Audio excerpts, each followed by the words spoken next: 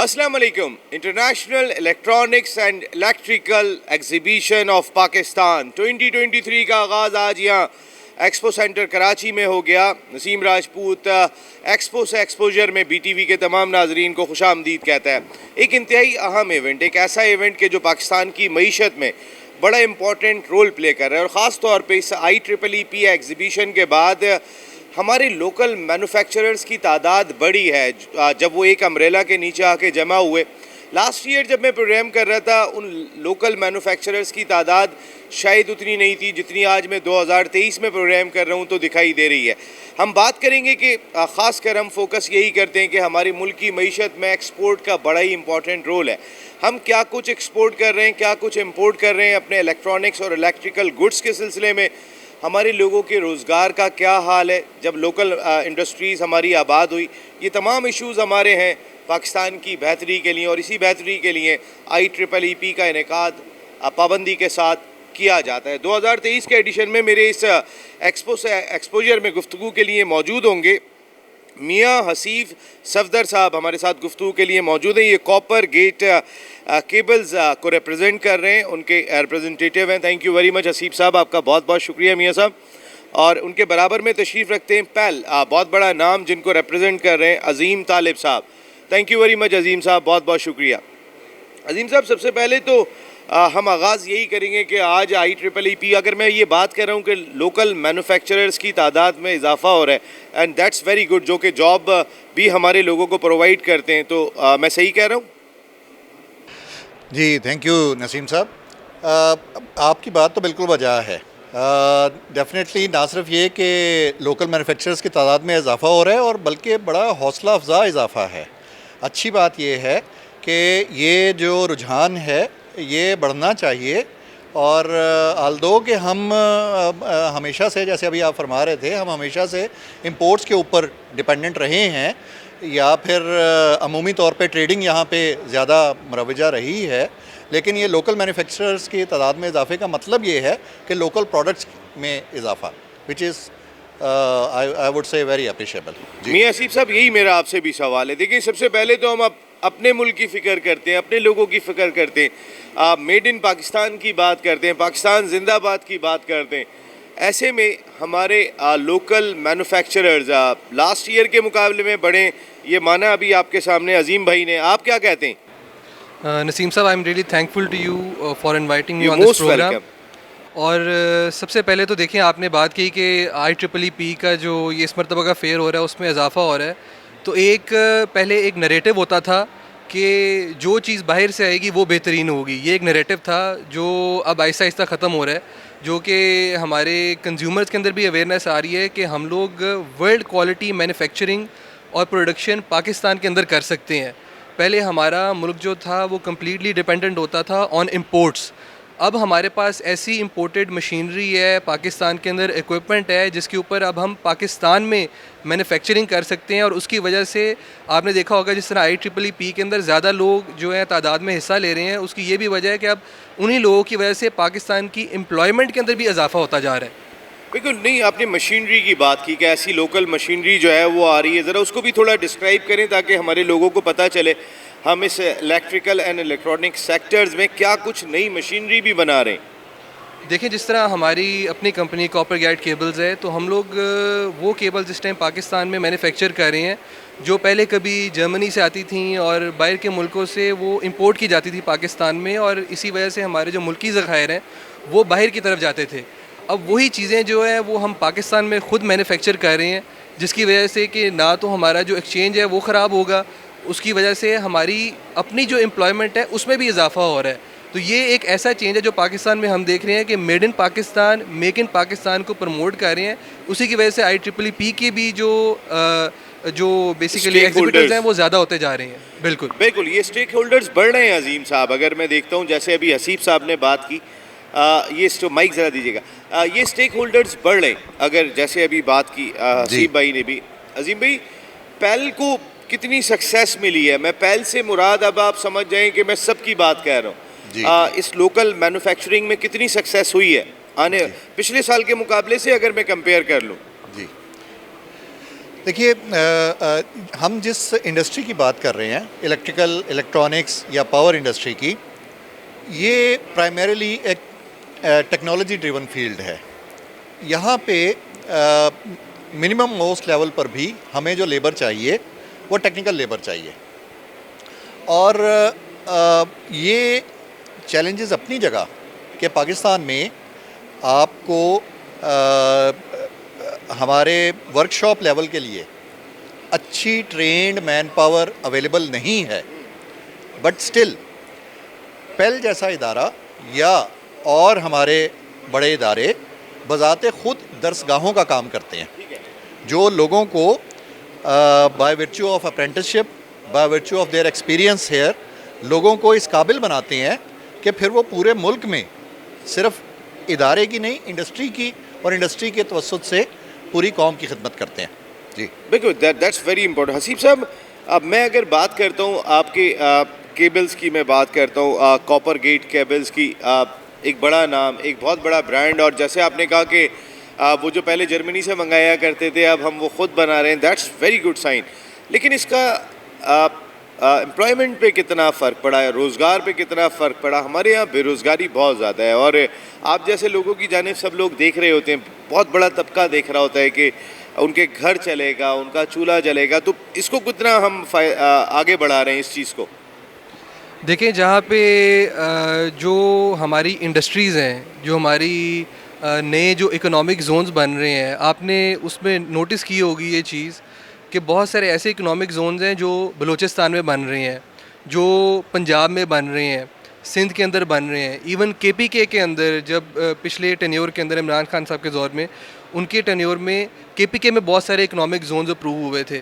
तो ये जो हर गवर्नमेंट आती है वो कुछ ना कुछ अपने प्रोविंस के लिए ज़रूर करती है। अगर हम इसको प्रोविंसेस वाइज देखें तो आप देखिएगा, इन इकोनॉमिक जोन्स बनने की वजह से जो इंडस्ट्रीज़ को प्रमोशन मिली है वो हमारी सोच से बालातर है, क्योंकि उसकी वजह से एम्प्लॉयमेंट जो जनरेट होती है उससे हमारे जो, जिस तरह सर अजीम भी बात कर रहे थे, वो ये बात कर रहे थे कि उन लोगों की वजह से बहुत सारे ऐसे घर हैं जिनके चूल्हे जलते हैं आपकी वजह से, जो इंडस्ट्रीज लगा रहे होती हैं। तो इसमें डेफिनेटली जो पहले हम लोग इंपोर्ट कर रहे होते हैं, यहाँ पे जब मैन्युफैक्चर करते हैं तो उसकी वजह से एम्प्लॉयमेंट के अंदर ऑलमोस्ट कम से कम 40% का फ़र्क आ जाता है, जो यहाँ पे हम प्रमोट कर रहे होते हैं लोगों को कि हम अपनी रिसोर्सेज के साथ हम खुद मैन्युफैक्चरिंग करें ताकि एम्प्लॉयमेंट को जो है वो फ़रोग मिले आगे। वेरी गुड, दैट्स सबसे इम्पोर्टेंट है। नज़ीम भाई, यही मेरा भी आपसे सवाल है। एम्प्लॉयमेंट बहुत ज़्यादा अहमियत रखती है, जितनी बेरोज़गारी पाकिस्तान में दिखाई देती है। आप एक बहुत स्ट्रॉन्ग और कदावर सेक्टर हैं, चाहे मैं इलेक्ट्रिकल की बात कर लूँ, मैं इलेक्ट्रॉनिक्स की बात कर लूँ। जॉब का सेक्टर कितना इम्प्रूव किया है, कितनी जॉब्स बढ़ी हैं अगर मैं लास्ट ईयर से कंपेयर करता हूँ? जी देखिए, मैं फिर इसका इनडायरेक्टली ये जवाब दूंगा कि पेल तकरीबन कमोबेश 7,000 लोग इससे डायरेक्टली वाबस्ता हैं। इसमें 5,000 के करीब ब्लू कॉलर हैं और 2,000 के करीब वाइट कॉलर हैं। अच्छा, अब इसमें यह जहन में रखिए कि यहाँ हम जिस मुल्क का हिस्सा हैं, यहाँ पे बहुत से मामलात के हवाले से, फॉर एग्ज़ाम्पल पेल एक कंप्लाइंट कंपनी है जो लेबर लॉज के हवाले से, रेगुलेटरी लॉज के हवाले से, तमाम मामलात के हवाले से, यानी हम मिनिमम वेज इम्प्लीमेंट करने वाले चंद बहुत अर्ली अडेप्टर्स में से हैं, जो आज के दौर में 32,000 रुपये मिनिमम वेज के तौर पे लेबर को दे रहे हैं, जहाँ पे इंडस्ट्री स्टैंडर्ड जो है वो शायद एक टेक्निकल या इंजीनियर या डिप्लोमा होल्डर के लिए भी इससे कहीं कम है। और उसी के साथ ही साथ ये भी देखिए कि इनडायरेक्टली जो मोमेंटम क्रिएट होता है, सिंस 1956 पेल एक्सपोर्ट कर रहा है प्रोडक्ट्स, ये भी अपनी जगह के सब्स्टिट्यूट कर रहा है उन तमाम प्रोडक्ट्स को कि अगर पेल कंट्रीब्यूट ना कर रहा होता तो शायद ये 60 अरब रुपए का टर्नओवर जो ये एनुअली किया करते हैं, ये 60 अरब रुपए मुल्क से बाहर जा रहे होते, क्योंकि हम वहाँ से कुछ ना कुछ मंगवा रहे होते इसी के एवज।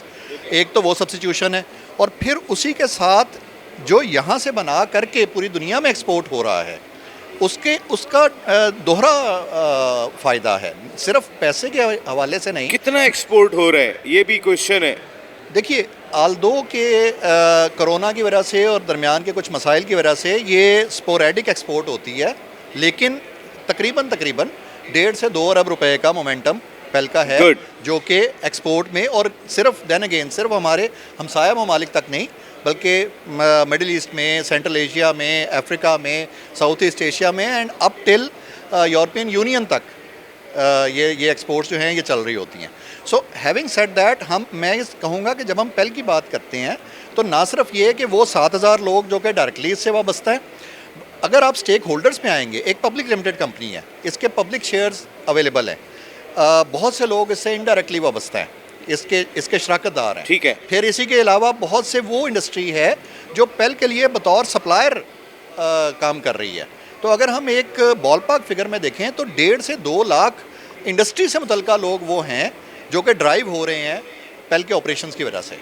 जी नहीं, very good very good. Haseeb भाई, थोड़ा सा ये भी बताइएगा कि हमारी लोकल मैन्युफैक्चरर्स को कितने मसाइल हैं पाकिस्तान में। देखिए ना, टैक्सेस बढ़ जाते हैं, चीज़ों की कीमतें बढ़ जाती हैं, कुछ गवर्नमेंट हमारे मुख्तलिफ़ किस्म के टैक्सेस ऐसे लागू कर देती हैं कि जिसकी वजह से सर्वाइवल थोड़ा और मुश्किल हो जाता है।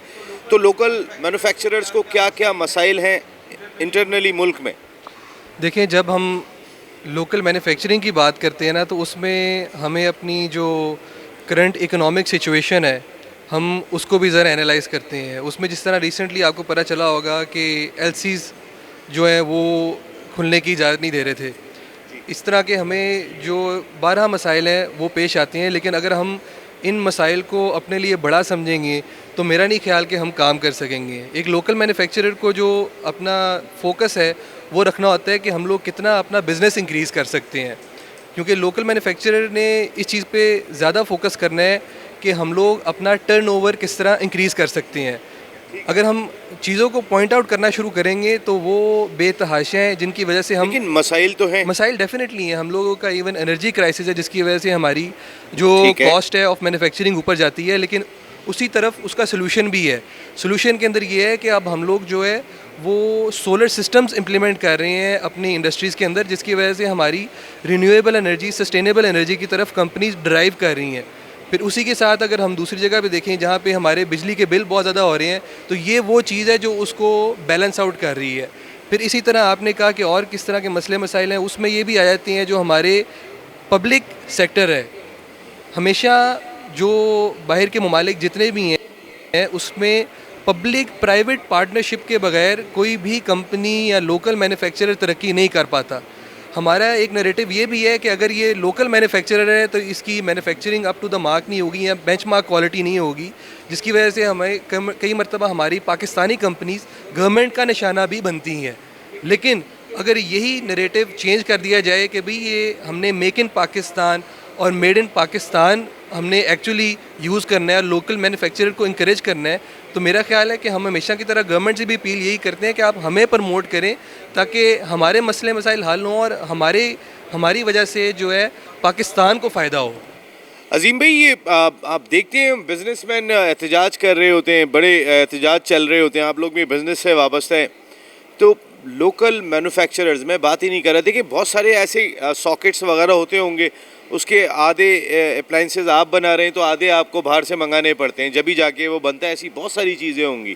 लेकिन जैसे अभी बात की हसीब भाई ने कि एलसीज़ खुलने में प्रॉब्लम हो रही होती है, ये मसाइल, बिजली के बिल इतने ज़्यादा बढ़ गए हैं कि उसके बाद क्या कुछ करेंगे क्या नहीं करेंगे, बहुत सारे सवालात पैदा हो जाते हैं। तो इसको ज़रा थोड़ा रोशनी डालें, मसाइल क्या हैं लोकल मैन्युफैक्चरर्स के लिए अपने मुल्क में? जी थैंक यू जी।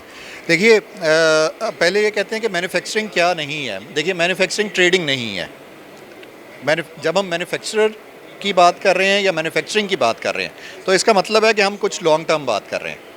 ये ऐसा नहीं है कि आज इस चीज़ की ज़रूरत है और आपको जहाँ से भी मिली, जैसे भी मिली, आपने पकड़ के उसको मार्केट में एक प्रोडक्ट के तौर पे, ब्रांड के तौर पे या किसी भी तौर पे उसको बेच दिया और बेच करके आप एक तरफ हो गए। मैन्युफैक्चरिंग का मतलब ये है कि किसी न किसी शक्ल में आप एक फिजिबिलिटी लेकर के चल रहे होंगे, 10 साल, 15 साल, 20 साल आप उस पर इन्वेस्टमेंट कर रहे होंगे, केपेक्स आ रहा होगा, आप उसके लिए मैन पावर लेकर के चल रहे होंगे, आप उसके लिए मशीनरी किसी न किसी शक्ल में इंस्टॉल करके बैठे होंगे और फिर कहीं जा कर के आपने अपनी उस पूरी फिजिबिलिटी को किसी न किसी अंदाज में डाउन द लाइन थोड़ा थोड़ा करके उससे अपना ROI ले रहे होंगे। तो इसके लिए goes without saying for me in my humble opinion, सबसे पहले स्टेबिलिटी ज़रूरी है। स्टेबिलिटी पॉलिसीज़ में, स्टेबिलिटी इकोनॉमी में, स्टेबिलिटी आपके ओवरऑल मार्केट के डायनामिक्स में। अब जब जितना लॉन्ग टर्म प्रोसेस है उतना ही ज़्यादा ससेप्टेबल है इमीडिएट चेंजेस के साथ। अगर एक साल के लिए किसी भी वजह से, जैसे अभी बात हो रही है तो इसी को लेकर चलते हैं, अगर एलसीज़ पर पाबंदी लग जाती है तो ये समझने की ज़रूरत है कि ये एक ऑनगोइंग साइकिल है। आपने आज आपके पास जो माल पहुंच रहा है वो आज से 6 माह पहले आपने ऑर्डर किया था। कुछ माल ऐसा है जो आपने ऑर्डर किया हुआ है, बन रहा होगा। कुछ माल ऐसा है जो रास्ते में हाई सी में होगा। कुछ माल ऐसा है जो बंदरगाह तक पहुंच चुका होगा, और कुछ माल ऐसा है जो फैक्ट्री में आ चुका होगा। तो अब आप एक बार जब ये चलता पहिया रोकते हैं तो फिर इसको दोबारा से चलाने में शायद 6-8 माह मज़ीद लग जाते हैं। अच्छा, इसी तरह जो कॉस्ट ऑफ प्रोडक्शन है, जिसमें जो चीज़ें गवर्नमेंट की तरफ जाती हैं, भले वो यूटिलिटी हो, भले वो डिपेंडिंग अपॉन के इंडस्ट्री की नेचर क्या है, वो किसी किस्म की ड्यूटीज़ हों या टैक्सेशन हो या कोई भी और ऐसी चीज़ हो जो गवर्नमेंट के एंड पे जाती है, तो उसके हवाले से बड़ी लॉन्ग टर्म प्लानिंग की ज़रूरत है। और आपको जिस तरह मियाँ साहब कह रहे हैं कि आपको बहुत सी जगह पर अपनी लोकल इंडस्ट्री को प्रोटेक्ट करने की ज़रूरत है।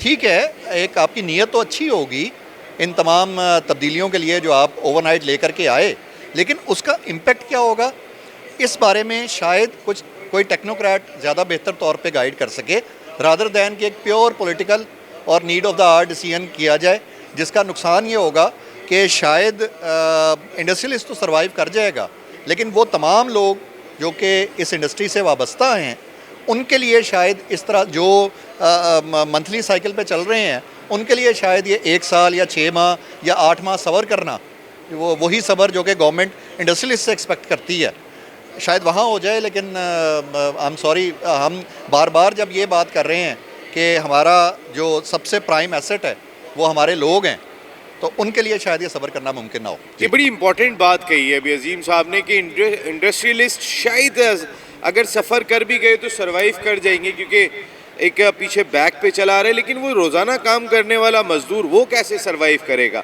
अगर जिस रफ्तार से महंगाई बढ़ रही है। ऐसे में उनके लिए बड़ा दुश्वार होगा कि उसकी सैलरी पैकेज को इंक्रीज़ करना, कि जब वो खुद अर्न नहीं कर रहे होंगे। तो हमारी गवर्नमेंट को सबसे पहले तो हमारे इंडस्ट्रियलिस्ट को स्ट्रॉन्ग करना होगा कि जिनके तवज्जुह से नीचे लोगों को जो है वो रोज़गार उस तरह मुहैया हो सके कि जिसकी ज़रूरत दिखाई देती है। And that's very very important, ये बहुत ज़्यादा अहम दिखाई देता है। असीम साहब, थोड़ा सा IEEE का कितना इम्पोर्टेंट रोल रहा लोकल मैन्युफैक्चरर्स को सपोर्ट करने में, उनको साथ लेके चलने में?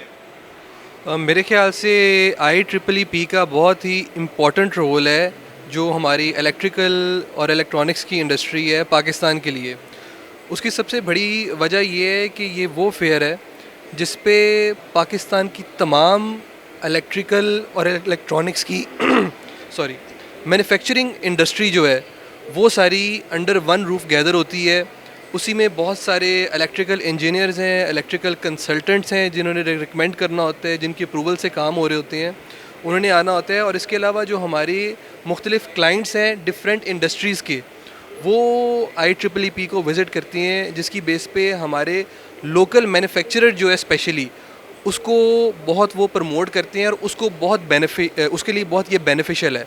और सबसे बढ़कर IEEE का ये फ़ायदा है कि under one roof all solutions हैं। ये सारे आपको जितने भी इलेक्ट्रिकल से रिलेटेड कोई भी मसला मसाइल है, कोई भी किसी किस्म का प्रोडक्ट है, कोई भी किसी किस्म की इनोवेशन आ रही है मार्केट में, उससे एंड यूज़र भी जो आपका क्लाइंट है, कस्टमर है, और उसके साथ आपके जो कंपेटिटर्स भी हैं वो अपडेटेड रहते हैं। यही सेम सवाल मेरा आपसे भी है। ज़रा इसको अजीम भाई बताइएगा कि IEEE का क्या रोल रहा लोकल मैन्युफैक्चरर्स की सपोर्ट में? नसीम भाई मेरे लिए मुश्किल खड़ी कर दी है मियाँ साहब ने, क्योंकि उन्होंने सभी चीता पॉइंट्स जो हैं उनको इन्होंने उसका जिक्र कर दिया।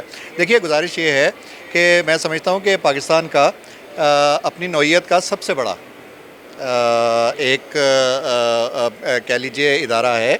जिस तरह इन्होंने कहा कि सिर्फ मैन्युफैक्चरर्स तक नहीं, सिर्फ मुख्तलिफ कंपनीज़ तक नहीं, बल्कि कॉन्ट्रैक्टर्स भी कंसल्टेंट्स भी, हमारे कौमी इदारे भी, सभी के लिए ये एक रिलायबल नाम है, एक बड़ा नाम है। और ये इनका बहुत बड़ी खिदमत है कि ये इस तरह से पूरे पाकिस्तान में से सभी को अपने पास यहाँ पे होस्ट किया करते हैं, और उसकी वजह से जो इम्पेक्ट है वो मैनी फोल्ड हो जाता है। यानी बहुत कम वक्त में, आल्दो के 3 दिन का इवेंट हुआ करता है ट्रेडिशनली, बट लेकिन इन 3 दिनों में आप माशाल्लाह फुटफॉल देखिए और आप लोगों का इंटरेस्ट देखिए। वर्किंग डे है, बाहर गर्मी है, मौसम जो है वो बड़ा सख्त है, इजाज़त नहीं दे रहा, लेकिन इसके बावजूद आप देखिए कि माशाल्लाह लोगों को इतना भरपूर किस्म की दिलचस्पी है कि और यही किसी भी चीज़ की कामयाबी की मेरा ख्याल है सबसे बड़ी अलामत है। और कामयाबी की बात करते हैं तो बदर एक्सपो सॉल्यूशंस और IEEE को आज तकरीबन दर्जन साल होने जा रहे हैं। इस रफ़ाकत को कैसे देखा, बदर एक्सपो सॉल्यूशंस का अपना रोल? देखिए, मुख्तसर तो इस पर यह कहा जा सकता है कि IEEE और बदर एक्सपो हैंड इन हैंड, ये शायद मुश्किल हो जाएगा कि किसी एक की मेहनत को दूसरे से जुदा करना, ठीक है। सो ये जो सिनर्जी है इन दोनों की अपने अपने एरिया ऑफ एक्सपर्टीज़ में, उन दोनों की सिनर्जी की वजह से ही ये मुमकिन हो पाया है कि हम हर साल माशाल्लाह सबसे ज़्यादा कामयाब फेयर IEEE के शक्ल में देखा करते हैं। जी बिल्कुल मियाँ साहब, यही आपसे भी सवाल है। बदर एक्सपो सॉल्यूशंस और IEEE को 11-12 साल, तकरीबन दर्जन बंद साल एक साथ हो गए, ये रफ़ाकत कैसी रही? और जो हम कह रहे हैं कि IEEE जिस जगह दिखाई दे रहे हैं, बदर एक्सपो का अपना कितना रोल रहा पाकिस्तान के लीडिंग इवेंट ऑर्गेनाइजर्स?